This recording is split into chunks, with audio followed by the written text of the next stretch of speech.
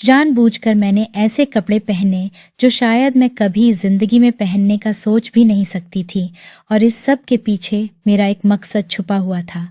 मुझे परीक्षा लेनी थी कि मेरा नौकर मुझसे कितना वफादार है। और फिर एक शाम मेरे नौकर ने सब्र की सारी हदें तोड़ दी, और जो कुछ हुआ वह मेरे लिए नाकाबिले यकीन था। शायद यह कहानी सुनने वालों को कुछ अजीब लगे, लेकिन यह सब कुछ इसी दुनिया में होता है और हो रहा है। दोस्तों, यह कहानी मेरी एक दूर की रिश्तेदार की है जो कम उम्र में ही विधवा हो गई थी। ये जानकर आपके रोंगटे खड़े हो जाएंगे कि किस तरह उसने अपने नौकर की परीक्षा लेनी चाहिए और उसके नौकर ने उसके साथ क्या किया। ये किस्सा मैं उन्हीं की जुबानी सुनाना चाहती हूँ। बच्चे अगर इस कहानी को सुन रहे हैं तो वह इस वीडियो को यही छोड़ दे, क्योंकि इस कहानी के कुछ पहलू बच्चों के सुनने लायक नहीं है। ये कहानी सिर्फ और सिर्फ समाज को आईना दिखाने के लिए है। मेरा नाम वीना है। मैं बहुत ही खूबसूरत थी। जो मुझे देखता वह बस देखता ही रह जाता था। मेरी खूबसूरती के चर्चे सारे खानदान में होते थे। जो भी मर्द एक दफा मुझे देखता वह पलकें झपकना भूल जाता। लेकिन किस्मत के मामले में मैं बहुत ही बदनसीब साबित हुई थी। ना ही रुपए पैसे की कोई कमी थी और ना ही हुस्न में मेरा कोई बराबरी का था। मेरा कदकाठ और जिस्म की बनावट 14-15 साल की उम्र से ही इतनी भरपूर थी कि मुझ पर उठने वाली निगाहें झुकना भूल जाती।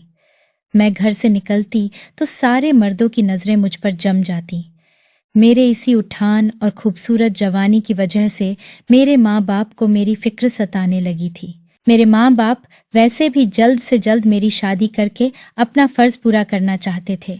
दरअसल मेरा संबंध उस अपर क्लास फैमिली से था जहाँ रिश्तों को कोई खास हैसियत हासिल नहीं होती। हर कोई एक आज़ाद जिंदगी गुजारना चाहता है, और मेरे माँ बाप भी मेरी शादी के बाद ऐसी ही एक आज़ाद जिंदगी चाहते थे। मेरे पिता ने अपने एक कारोबारी दोस्त के बेटे सुनील से मेरा रिश्ता तय कर दिया, और 18 साल की उम्र में ही मैं विदा होकर अपने पति के बड़े से बंगले में चली आई। मेरा पति भी बहुत ही खूबसूरत और जवान था। हम दोनों एक साथ खड़े होते तो लोगों की नजरें हम पर ठहर सी जाती। हर कोई हमारी जोड़ी को खूब नजर लगाता, और मैं यह सोचकर खुशी से फूली न समाती कि ईश्वर ने मेरे हिस्से में सारी खुशियां लिख दी हैं। अपने माँ बाप के घर पर मैं तन्हाई का शिकार रही थी, मगर अब सुनील की मोहब्बत ने मुझे पूरा कर दिया था। लेकिन मैं यह भूल गई थी कि आजमाइश भी जिंदगी का ही हिस्सा है। मेरी और सुनील की शादी को 3 साल होने वाले थे, लेकिन ईश्वर ने हमें औलाद जैसे आशीर्वाद से वंचित रखा था। मेरे सास ससुर हर वक्त औलाद की ख्वाहिश करते, और मेरी सास के व्यवहार में काफी हद तक बदलाव भी आ गया था। उन 3 सालों में उनकी मोहब्बत पहले जैसी नहीं रही थी। उनकी हर वक्त यही तमन्ना रहती कि कब मैं उन्हें कोई खुशखबरी सुनाऊं और वो खुशी में झूम उठे। लेकिन यह सब मेरे हाथ में नहीं था। औलाद तो ईश्वर की देन होती है। हर तरह के इलाज के बावजूद भी जब हमारी गोद में कोई खुशी ना आई तो मेरी सास ने मुझे छोड़कर सुनील से दूसरी शादी करने का कह दिया। सुनील मुझसे सच्ची मोहब्बत करते थे, इसीलिए पहले तो उन्होंने अपनी माँ को साफ इनकार कर दिया। लेकिन रोज रोज की बढ़ती खुशामदों और दबाव की वजह से हम दूसरे बंगले में शिफ्ट हो गए। मुझे लगता था कि शायद अब जिंदगी में कुछ सुकून आ जाएगा, लेकिन मेरी यह सोच बस चंद दिनों की मेहमान साबित हुई। एक दिन सुनील ऑफिस से घर लौट रहे थे कि ब्रेक फेल होने की वजह से उनकी गाड़ी का हादसा हो गया और वह मौके पर ही स्वर्ग सिधार गए। 22 साल की भरी जवानी में ही मैं विधवा हो गई। इतने बड़े बंगले में मैं अकेले कैसे जिंदगी गुजारती, यही सोचकर अपने माँ बाप के घर चली आई। लेकिन वह कहते हैं ना कि विदा होने के बाद बेटियां पराई हो जाती हैं। बिल्कुल सच ही कहते हैं। चंद महीनों में ही मेरी भाभियों ने मुझ पर यह जाहिर कर दिया कि मैं उनके लिए केवल एक बोझ के सिवा कुछ नहीं हूँ। अपने रिश्तेदारों के अजीब अजीब लड़कों के रिश्ते वह मेरे लिए लेकर आने लगी। अभी तो मैं सुनील की मौत के गम से ही बाहर नहीं आई थी। दूसरी शादी के बारे में कैसे सोच सकती थी। मुझे अच्छी तरह अंदाजा हो गया था कि यह लोग मुझे चंद दिनों से ज्यादा बर्दाश्त नहीं कर सकते हैं, जबकि मेरी वजह से उन्हें कोई तकलीफ भी नहीं पहुंच रही थी। उनके कड़वे व्यवहार को देखते हुए मैंने फैसला किया कि मैं सुनील के बंगले में वापस शिफ्ट हो जाऊंगी। तन्हा जिंदगी गुजारना उन भैया भाभी के साथ जिंदगी गुजारने से बेहतर था, जो मेरे मुंह पर तो बहुत अच्छे थे, लेकिन मेरे पीठ पीछे मुझे सिर्फ अपनी जिंदगियों से निकालना चाहते थे। खैर, मैं अपने बंगले में वापस आ गई थी। सुनील का कारोबार उनके बाबा ने संभाल लिया था और खर्चे की एक खास रकम मेरे अकाउंट में जिम्मेदारी से हर महीने ट्रांसफर होने लगी थी। मैं शुरू से ही लाड प्यार में पली बढ़ी थी, इसलिए कामकाज की तो मुझे आदत नहीं थी। हमेशा नौकर चाकर मेरे आगे पीछे पीछे फिरते रहे थे, लेकिन इतने दिन बंगला बंद रहने की वजह से सारे ही नौकर काम छोड़ गए थे। अलबत्ता मेरी एक पुरानी नौकरानी मायके से मेरे साथ चली आई थी, लेकिन वह कुछ दिन बाद ही बहुत ज्यादा बीमार हो गई थी। उसने मुझसे छुट्टी की दरख्वास्त की तो मैं परेशान हो गई, क्योंकि उसके बगैर तो मैं बिल्कुल भी गुजारा नहीं कर सकती थी। वह कहने लगी, दीदी, मैं गांव जाऊंगी तो वहां से अपने भाई को भेज दूंगी। वह आपके सारे कामकाज कर देगा और आपका बहुत ख्याल भी रखेगा। मैंने उससे कहा कि पहले अपने भाई को बुलवा ले, फिर चली जाना, ताकि तू उसे काम भी समझा सके। वह फौरन मान गई और उसने अपने भाई जतिन को गांव से बुलवा लिया। उसका भाई एक 17 साल का खूबसूरत और जवान लड़का था, जिसे देखकर मैं चौंक गई थी। मुझे तो लगा था कि कोई 13-14 साल का बच्चा उसका भाई होगा, लेकिन यह तो अच्छा खासा जवान लड़का था। मेरी नौकरानी ने उसे घर का सारा काम समझा दिया था। वह लड़का बहुत ही भला था, बहुत तेजी से हाथ चलाकर सारे काम काज कर रहा था। 2 दिन में उसकी बहन ने उसको सारा काम समझा दिया और उसके बाद वह मुझसे कुछ महीने की छुट्टी लेकर गांव चली गई। दरअसल बीमार तो वह थी ही, लेकिन अब उसके घर वालों ने उसकी शादी भी तय कर दी थी और शायद वह दोबारा कभी वापस नहीं आने वाली थी। मेरी नौकरानी चली गई और उसका भाई बंगले के सर्वेंट क्वार्टर में ही रहने लगा। ज्यादा लोग ही नहीं थे, इसलिए मैं ज्यादा नौकरों का झंझट भी नहीं पालना चाहती थी। अगली सुबह जतिन नाश्ता लेकर कमरे के दरवाजे पर मौजूद था।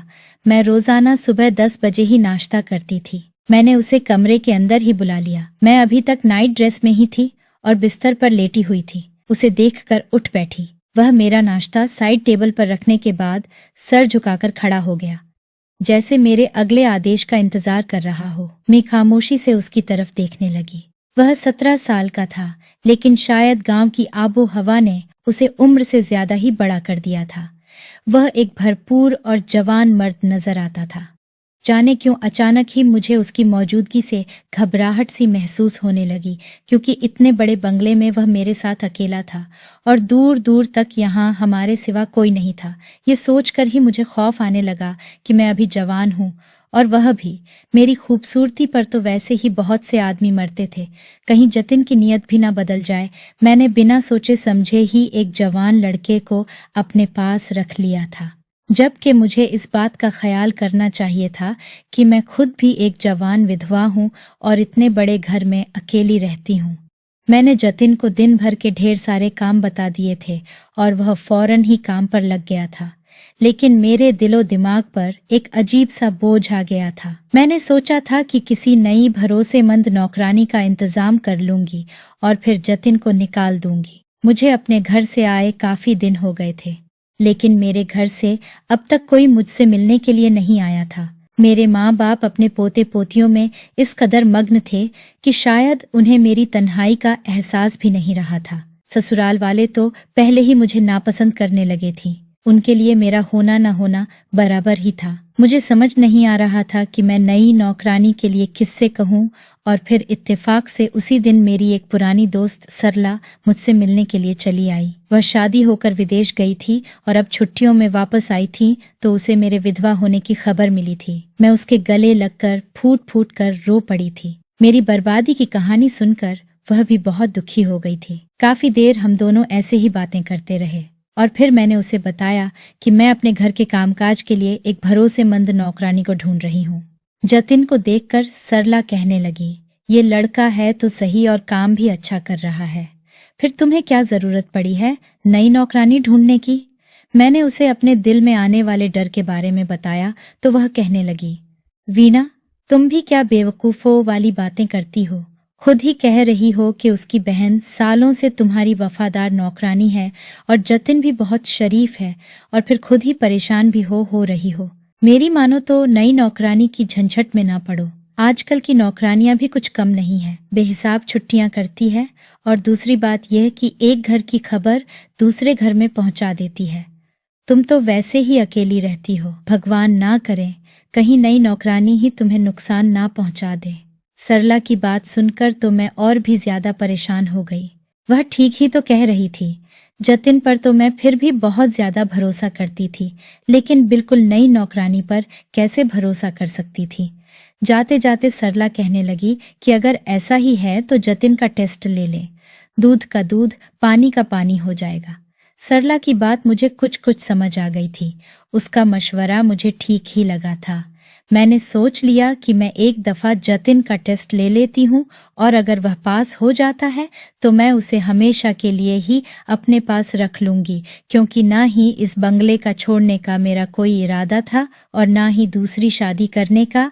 वैसे भी मुझे भी इस बात का यकीन आ गया था कि ईश्वर ने मेरी किस्मत में औलाद नहीं लिखी है, तो फिर दूसरी शादी करके भी मुझे क्या हासिल हो जाता। इसलिए मैंने अकेले जिंदगी गुजारने का फैसला कर लिया था, और मेरे इस फैसले की वजह से मेरे माँ बाप मुझसे और भी ज्यादा दूर हो गए थे। वह दोनों ही जल्द से जल्द मेरी दूसरी शादी के लिए दबाव डाल रहे थे, और मैंने साफ साफ कह दिया था कि अब मेरी जिंदगी में किसी मर्द की कोई जगह नहीं। तन्हा रहने का फैसला भी कर लिया था, और जतिन का इम्तिहान लेने का भी। मैं पैसों और इज्जत दोनों ही मामले में उसका टेस्ट लेना चाहती थी। इसीलिए शाम के वक्त मैंने जानबूझकर बहुत सारे पैसों से भरा हुआ बैग किचन के काउंटर पर ही छोड़ दिया और खुद अपने घर से निकल पड़ी। मैं देखना चाहती थी कि जतिन उस बैग के साथ क्या करेगा। 2 घंटे तक मैं बाजार में घूमती रही। घर का जो भी जरूरी साजो सामान लेना था लेकर घर पहुंची तो बैग काउंटर पर मौजूद नहीं था। जतिन भी मुझे घर में कहीं नजर नहीं आ रहा था। मेरा दिल बहुत जोर से धड़कने लगा था। मैं सारा सामान रखकर अपने कमरे में आई तो यह देखकर हैरान रह गई कि वह बैग मेरे कमरे में रखा हुआ था। जल्दी से मैंने उसे खोलकर देखा तो उसमें सारे के सारे पैसे वैसे ही मौजूद थे। एक लम्हे के लिए मुझे सुकून हुआ कि जतिन की नीयत पैसों पर खराब नहीं है, लेकिन दूसरे ही लम्हे मुझे ख्याल आया कि हो सकता है वह यह जानता ही न हो कि इसके अंदर पैसे मौजूद है। इसीलिए मैंने दूसरी तरह से उसका इम्तिहान लेने का सोचा। रात होने से पहले जतिन सारे घर पर एक नजर डालकर अपने क्वार्टर में सोने के लिए जाता था। मैंने जानबूझकर कुछ पैसे क्वार्टर जाने वाले रास्ते पर गिरा दिए। मुझे यकीन था कि यह पैसे जतिन की नजरों में जरूर आएंगे। मैं अपने कमरे में आकर सुकून से लेट गई थी और मुझे सुबह का इंतजार था। मैं देखना चाहती थी कि इस इम्तिहान में वह किस तरह पास होगा या फिर फेल। मैं सोच रही थी कि सारी रात शायद मुझे इंतजार में नींद ही न आ जाए, लेकिन यह मेरी गलतफहमी साबित हुई। मुझे कमरे में आकर ज्यादा देर न गुजरी थी कि कमरे का दरवाजा बजने लगा था। पहले तो मैं हैरान हुई, लेकिन जतिन की आवाज सुनकर मैंने उसे अंदर आने की इजाजत दे दी। वह सर झुकाए कमरे में आया और मेरे आगे पैसे रखकर कहने लगा कि यह उसे क्वार्टर के रास्ते पर मिले हैं और यह उसके नहीं है। जतिन की वफादारी ने मुझे हैरान कर दिया था। वह पैसे तकरीबन 2 लाख रुपयों के करीब थे। मैंने जतिन से कहा कि यह पैसे मेरे भी नहीं हैं, तुम चाहो तो यह पैसे रख सकते हो। मैं उसे उसकी वफादारी का इनाम देना चाहती थी। जतिन हाथ जोड़कर कहने लगा, मैडम, मैं हलाल का लुक्मा खाता हूँ। मैं नहीं जानता यह पैसे आपके हैं या किसी और के, लेकिन यह मेरे नहीं है, इसलिए मैं इन्हें किसी सूरत नहीं रख सकता। वह खाली हाथ वापस चला गया था और पैसे मेरे सामने पड़े रह गए थे। मेरा दिल इस बात पर राजी हो गया था कि जतिन की नीयत बिल्कुल साफ है और वह कभी भी मेरे किसी भी कीमती चीज को हाथ भी नहीं लगाएगा। अब सिर्फ एक ही चीज रह गई थी और वह थी हम दोनों के बीच की इज्जत। मैं अभी भी जवान थी और वह भी जवानी की दहलीज पर कदम रख चुका था। ऐसे में हमारा एक साथ बंगले में रहना ठीक नहीं था, यह बात मैं भी जानती थी, लेकिन मैं किसी गैर शख्स को अपने साथ नहीं रखना चाहती थी। अगर जतिन आखिरी इम्तिहान को पार कर जाता तो वह हमेशा के लिए मेरा वफादार नौकर बन जाता, और यही सोचकर मैंने 16 रंग की साड़ी पहनी और 16 सिंगार कर लिया।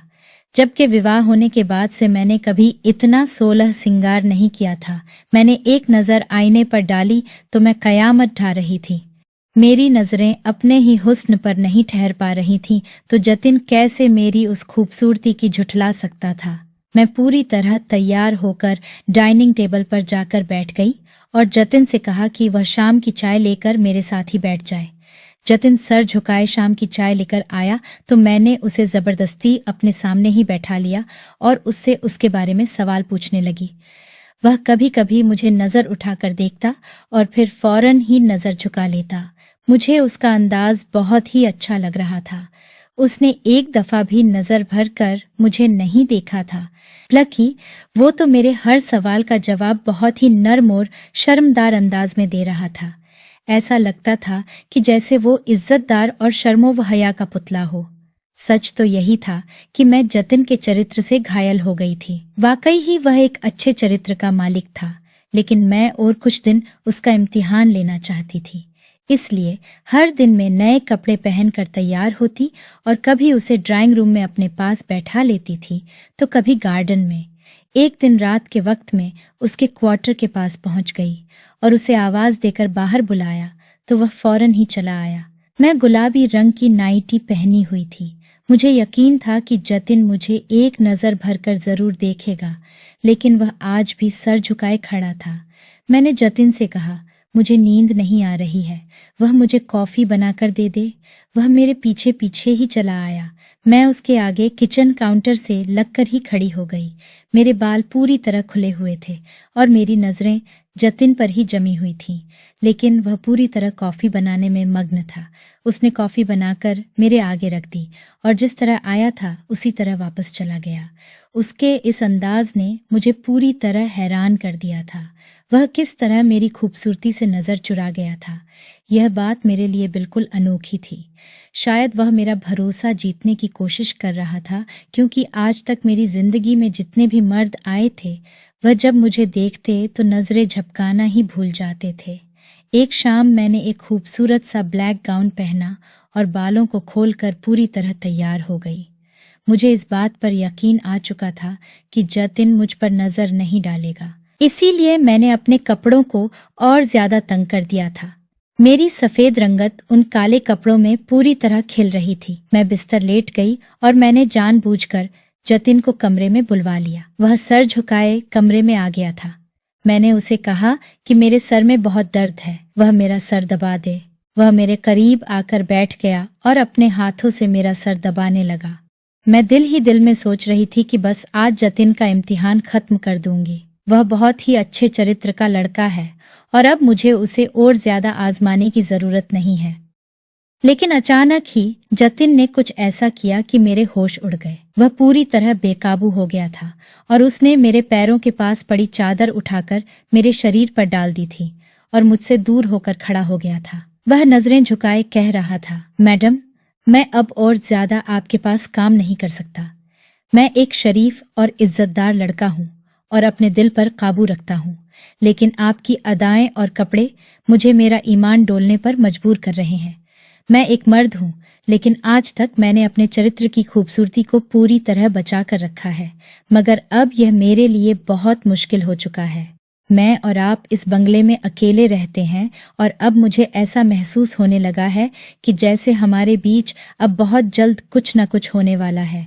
मुझे इस बात का डर है कि अभी तक तो मैंने खुद पर काबू रखा है, लेकिन कहीं किसी दिन में अपने दिल का गुलाम बनकर कोई ऐसी हरकत ना कर बैठूं कि जिंदगी भर अपने आप से भी नजर ना मिला सकूं।